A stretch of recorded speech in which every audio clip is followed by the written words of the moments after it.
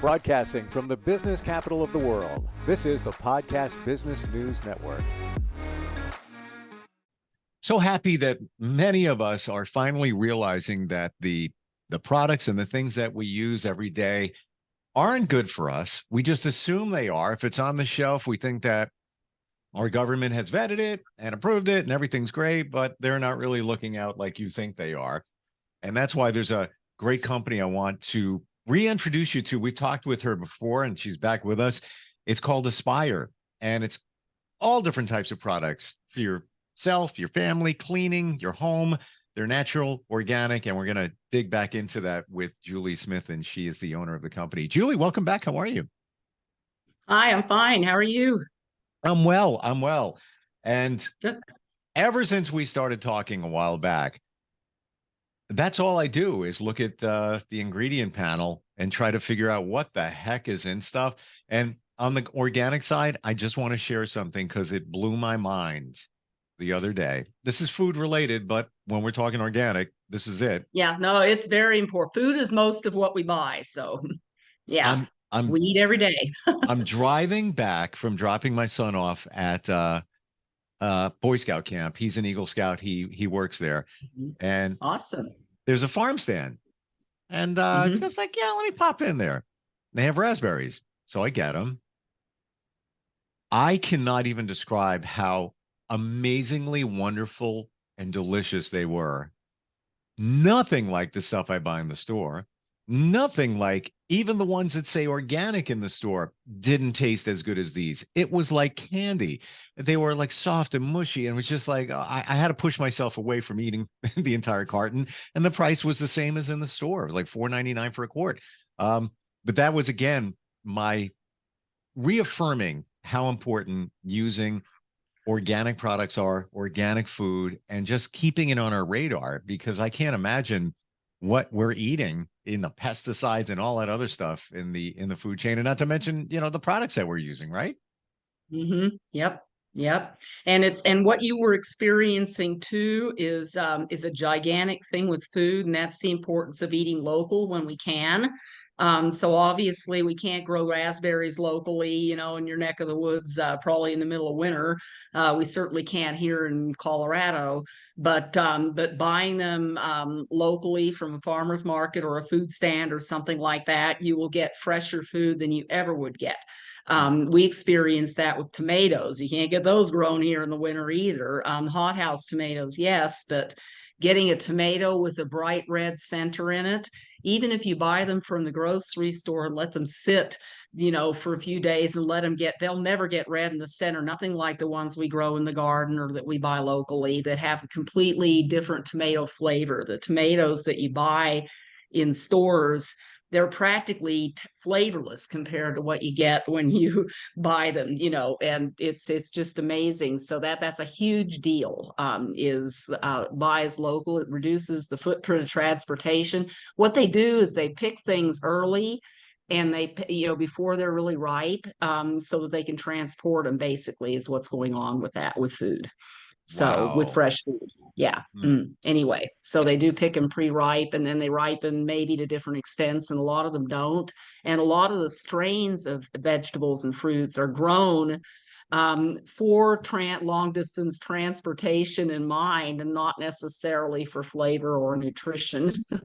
So yeah, you had a firsthand experience there that I hope, and I'm glad to hear that you're looking at labels and things like that, because that's what I wanted to talk about now specifically. We have a couple podcasts left, and I wanted to finally talk. I've talked about why I started Aspire, our shipping practices, our zero waste practices, the importance of organic.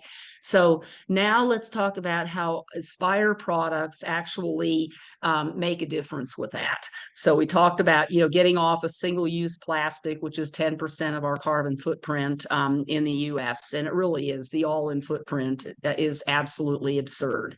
And if you could name a big corporate product that's not designed for single-use containers, whether it be glass, aluminum, tin, plastic, paper, I challenge you to do that. It's just like, it just doesn't happen. So everything that Aspire has is designed to be refillable. So that's what I want to talk about. I also want to talk about the actual products, and we'll do that first. But the fact Sure. that the products are organic, they are natural, simple, basic, and then we already just talked about the containers. What do you like natural? Let's start there. You see natural when you read labels, you see it all the time. Oh, this is all natural. This is natural. And I just wonder, what does that imply to you out of curiosity? My first thought is the ingredients, and I have to separate it from organic, but Mhm. I would Good. say That's good to know there, that. Yeah. yeah, differentiate there. But Uh-huh. It's not the natural to same. me is no preservatives, um, things that are found in nature, if you will, as opposed to Hmm. chemicals that are in there and those things that you can't pronounce. Um, I would think, Hmm. yeah, and obviously natural is better for you. Uh, but Hmm. am I in the zone there? You are, and it's typical kind of what most people think, and that's why I asked was to get your wording about it. You can label practically anything as natural if you think about it. Even a product that has synthetic dyes that are non-biodegradable, that are made from petrochemicals, like purple dye, for Dawn detergent or something, they can still call that natural because of the oils that they use to actually make the soap, those kinds of things. So they use it as a loophole. They use it to make it sound earthy and to make you feel good and like you're doing the right thing buying it. Mm-hmm. Sure. And it's funny to see that. Yeah, anyway. But So it it's can be a play on words as well, because it how many is. we've talked, I believe, before about organic, where the label says contains organic ingredients. Well, that's great. One of them is, eight of them Yeah, aren't. but yeah, but exactly. our Hmm. wonderful government, and not getting political here, allows that to slide by, and that's okay. You can put Oh, that it's on. true. It's true. And it's those are just loopholes to watch out for. Sure. And actually, I use that very loophole because I am not big enough to justify spending, thousands of dollars a year to get my products organically certified. And that's what it costs. The USDA does not do organic certification. They recommend engineering consulting companies to do Right. that. And so I cannot say, oh, this product's organic on my label. I can't do USDA organic certified because I'm not. But what I do is I asterisk my ingredients that are organic. And in my case, it's most of them. And about all you can do when you look at a label is just look at the back and see how many of those ingredients really are. So it's just another label read exercise. Yeah, and it's a good point. Some things, yes, they like to, it's just another thing to where they want to make you feel really good about buying the product, and there may be a lot of organic in there or maybe not very much. And Yeah. it's true. So yeah, and then the other one is simple and basic, and that's something that I'm really proud of with my products. So we already like it. A product, a label can say has organic ingredients. It can say it has natural, and still have a lot of really nasty things in there. And so then we get into simple and basic. And I don't see so, that as often. Um, and I believe it's because that's open for wide interpretation, simple oh and yeah, basic. Um, oh yeah. I remember there was a comedy skit with the great George Carlin back in the day, and he was talking about all these advertising terms. And one of them I'll Uh-huh. never forget: chocolate, chocolatey goodness, chocolatey goodness. And what does that mean? There's no chocolate in it because it's It's just chocolatey is just chocolatey. what is that word? It's not saying that, there's That's chocolate so in funny. there. So that, Yeah. that being said, simple and basic, what is simple? That's open to Mhm. interpretation. Was it made Mhm. in a simple way? Is it what's basic ingredients? That's another open Yeah. to interpretation there. Hmm. And what I'm trying to, I actually use Simple and Basic. I use all of these. It's just that it's just funny Yeah, but how you're they're real. You're real. how they're That's the thing. slanted. Yeah. So that the only way to know that is to read the ingredients. So it gets back down to things like my soap, which I talked about kind of way early. And I'll talk about it again probably next time. But there are two ways to label a soap bottle. To make soap, you need caustic and you need oil, and they react and you end up with soap. And there are two ways. One way to label a soap is the way Big Corp likes to do it, and that is to run off all these complicated surfactants that get formed when you react the caustic with the oil, the kinds of things that only an industrial chemist would ever recognize as even being in the surfactant category, much less what it says, sodium tocopherol, sodium taurate, and all these others. And you can do the same thing with essential oils, and like every one of them has a chemical name. Or you can just say what the stupid oils are so people know what you're talking about.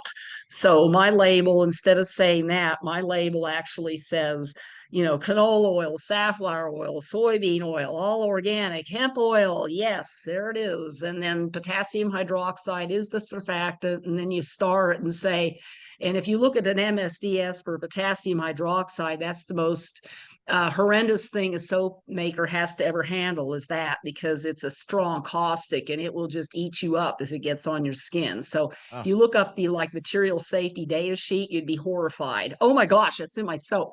No, it's reacted with the oils to form the surfactant. So you put a star on there and say it's reacted. There's none left in them. There's no residual in this product that was used to make it. And so this is a legal way to label soap. And so that's to me. And then I say, it's peppermint oil. I don't say it's like Piperita mentholis or something. It's like nobody would know what that is, but they know what peppermint oil is. So that's why I've tried to keep things simple. And there are no weird chemicals in there that people can't pronounce. And so that's what I mean. That's my personal take on Simple and Basic, and that's how I present it.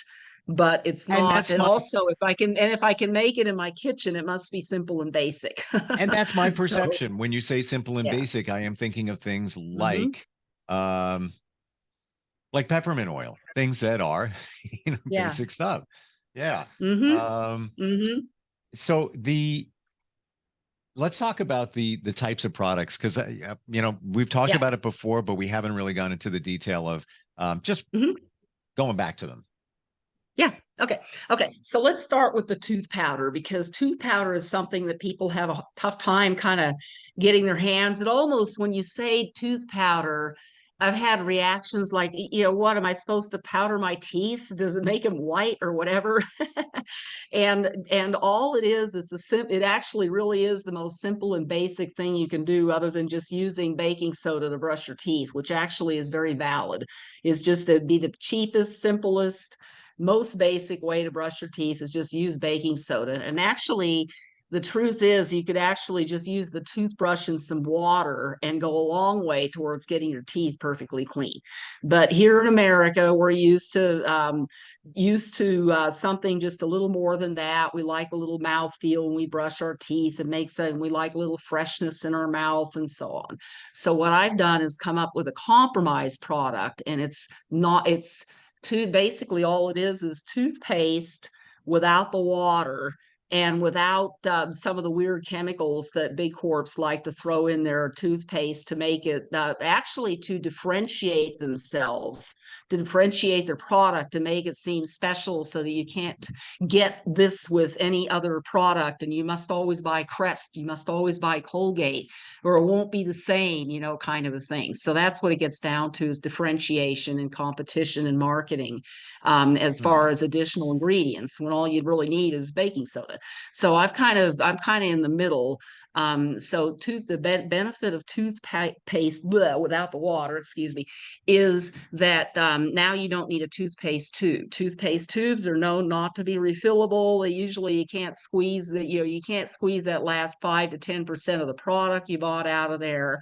You're paying more than twice as much for the product just because of the tube. And then now you can't recycle it. We put 900 million of those in a year in landfill here in the US alone. They have layers of plastic and aluminum. I actually have a blog on my website where I describe exactly how one is put together and what we are wasting. So if you don't want to be a part of that, tooth powder is a good way to not do that. Other than, like I said, getting real basic and buying baking soda in a box. So what I have done is I've made a powder. I have baking soda and I mix it with tartaric acid, which is an antioxidant that's a byproduct of winemaking. And when that, so you have a weak base. Baking soda is a weak base. It has a high pH, but not very high. Okay, and then you have tartaric acid, which is a weak acid. And so there's just a little tartaric acid in there. And when they're dry, they just sit there in the bottle. But when you put them on a damp toothbrush, they fizz and give you mouthfeel, and because they react when they hit that water, and so you get this nice mouth feel. And then I have a little guar gum in there too, which is just a natural polysaccharide that's also, it's derived, actually it's squeezed out of a guar bean. So that's pretty simple too. And it gives you kind of a little thickener mouth feel. So it just kind of holds those, so when you get the fizz from the soda, baking soda and the tartaric acid, the guar kind of thickens those bubbles a little bit, and it really does give you a mouthfeel that's a lot like toothpaste, only without the water. And then I just season them with essential oils. I have peppermint, and I have wintergreen, and then I have a cinnamon clove for people that don't like mint, or people that don't like mint. So, but basically, this is what the bottle looks like. Is just, and so all that's in there is just some powder, and it's as simple as just taking. I've got like a little top thing there, but you just take it and just dab it onto your toothbrush. It's pretty simple, just like that. And there you go. And it doesn't take very much either. This bottle that's refillable, it has 2 ounces in it, and it takes about a couple of months, 2 or 3 months really, to use that up. And then what I have is, and then I also offer for plastic averse, I have a tin version, so kind of a little scaled up version bottle. And then I have refills that are just in mason jars. So that 8 ounces, that's enough to probably last one person a year. And then I have 16 ounce and the 32 ounce mason jars. And with mason jars, you can actually just use them. You can use them on your end for canning or to put something else in, they'll last forever. And or you can send it back and I'll refill it. And then you don't pay for the jar itself. The jar itself costs about $2, and the product that's in that jar costs about $9. So you save a little money. Now, when you get down to these smaller jars, you're paying twice as much, or the container. I call this the use container, because you don't take this jar and dump it on your toothbrush. It won't work very well. That you take from that jar into this jar, and then this is the one that sits in your bathroom, and then this one sits in the storage cabinet someplace, and you refill it when you run out. So there you are. So questions on the tooth powder, Julie. Does it have those ingredients there that give it, some substance and everything you're talking about? Is that what we're talking about, where you just add the water? The guar gum and all of that, has that been already added to it in the powder form? I guess I don't understand the quest. The water's just on the toothbrush, so you never add water to it. You just put it on a damp toothbrush, and then that's when it contacts the water.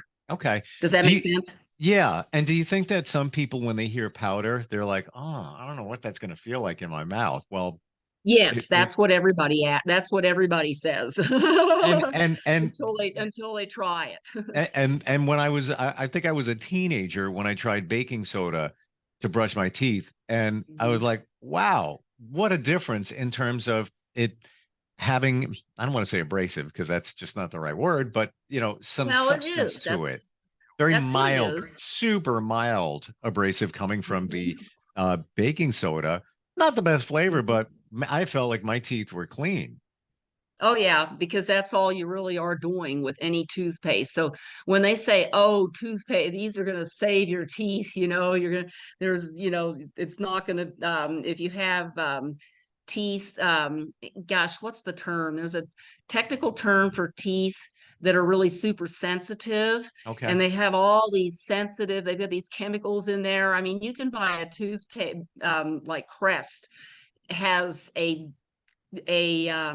type that's for sensitive teeth, and they have Yeah. some chemical name that you can't pronounce that's in there. And I looked it up, and because let's see, oh, we were cleaning out my dad. We lost my dad a couple years ago. We were cleaning out his house, and I took care of all the products because I'm very fanatical about not putting things in landfills. So I emptied every single one of those.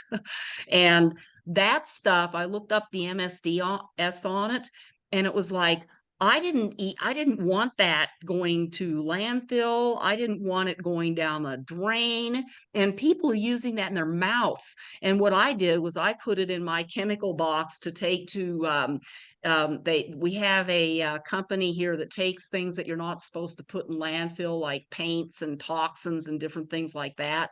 And you go and take it to this drop off location, and then they incinerate it with Seacrest, which is a national incineration company.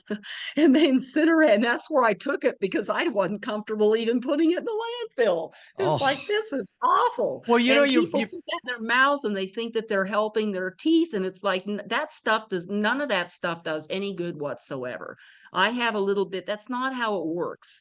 Um, now you're you're making just me using think. your teeth. I think that when people have sensitive teeth, here's my opinion, I think they're using too much big core products, and I think that they're fanatical teeth brushers. And I mean, you don't need to brush your teeth after every meal. I think that, and then plus, I think another thing that's going on is mouthwash, which is about one of the most god awful things we can put in our mouths. And if people do that, that does more harm than good. It kills the bio in your mouth that you actually need to do to break down the enzymes that do the initial digestion of your food that you eat happens mainly in your mouth. So you really are not doing your cells any good whatsoever, killing it by putting mouthwash on there. So I think there are a lot of things that play into sensitive teeth that Sure. I don't think toothpaste is going to save us. I'm Well, just saying. yeah, I'm thinking deeper about it. And once I bought a sensitive uh teeth toothpaste because I thought, it's like, I feel a little sensitive, and it's like one of those, let me treat myself and pick that one up.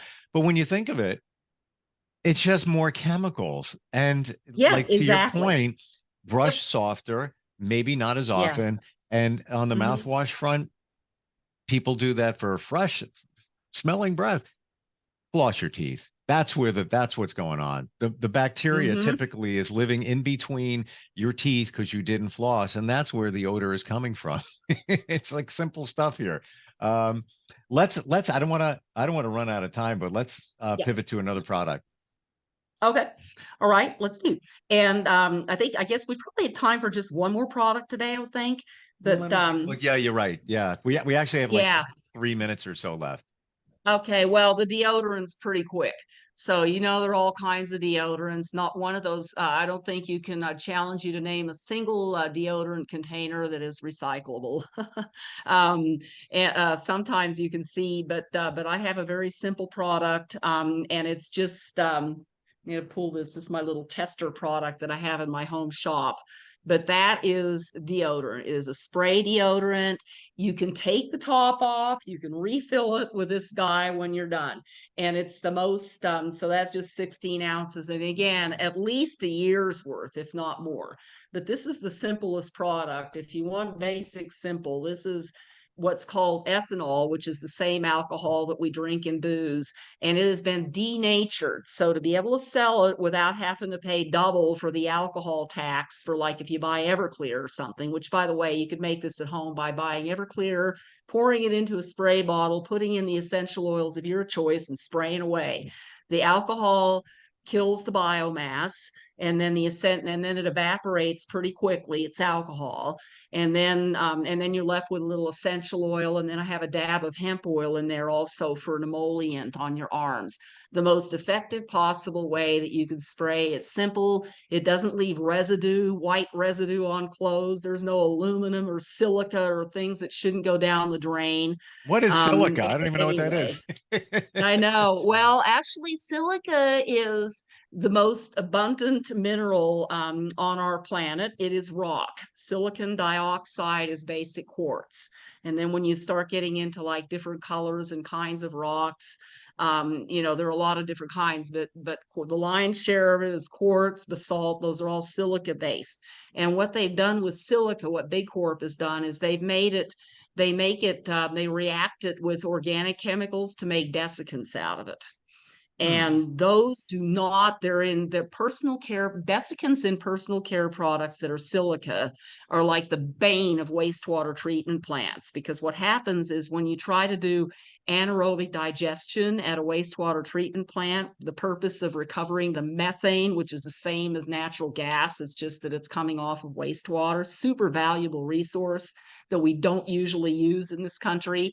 But still, when you try to do that, silica from personal care products plates out and tries to turn back into rock, and it plates out on the inside of all of the pipes, all of the pumps, all of the equipment, and they've had to abandon entire facilities that are meant to recover methane because of silicon dioxide and silica desiccants, and they're all in personal care products, and they are absolutely unnecessary. They're ridiculous. So that's something that this deodorant gets you away from anything to do with that. There's absolutely, trust me, no silica. I'm a wastewater engineer at my core, and I will not mess with silica. And why would you want to put that on your body? Why would you want to put that on your body? People don't know. If you know. And really, I don't know that it would really hurt anything. It's more about with silica, it's more that it's just absolutely unnecessary. Why make it? Why create a market for it?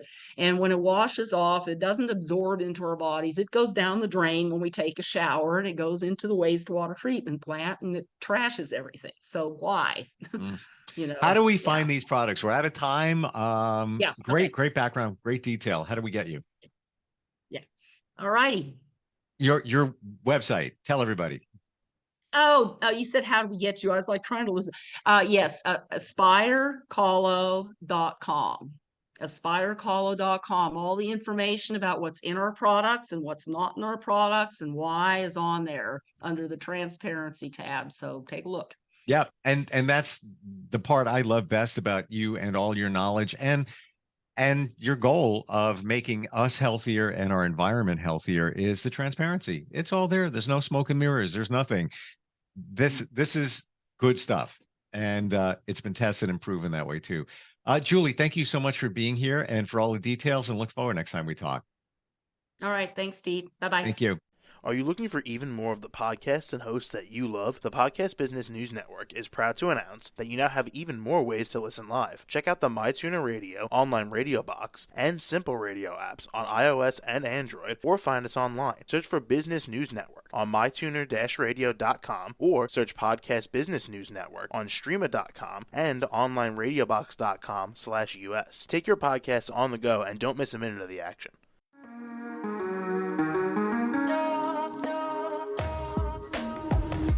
Broadcasting from the business capital of the world, this is the Podcast Business News Network. For nearly 2,000 severely injured veterans, everyday life has become filled with barriers. Day-to-day simple tasks can become pretty daunting. I have to carry my chair up 2 flights of steps or have somebody do it for me. What scares me the most is just the falling. When I'm struggling with my house, I think, to have that one great barrier just knocked down, it's crucial. Home for Our Troops is a wonderful nonprofit that builds a mortgage-free, fully adaptive, handicap-accessible house. And there's no catch. It'll be our very first home that we've ever owned. This is a game changer. This is where your life begins again. We need you to join us in completing this important mission. Please visit hfotusa.org and help build homes and rebuild lives. Because of you, everything's going to be okay.